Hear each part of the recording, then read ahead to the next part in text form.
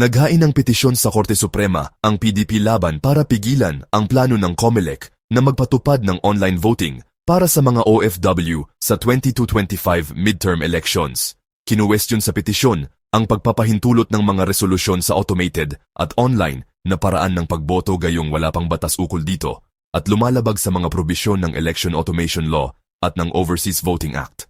Ang mga petisyoner ay sina PDP Laban Vice Chairman Alfonso Cusi, kasama sina Attorney Raul Lambino, Jimmy Bondoc, Vic Rodriguez, Glenn Chong at tumayong legal counsel na si Attorney Israelito Torreon.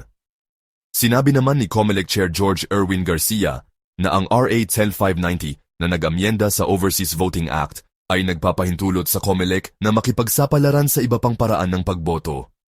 Ikaw? Sang-ayon ka ba sa online na pagboto? Comment below. CSTK channel subscribe, follow, like and share.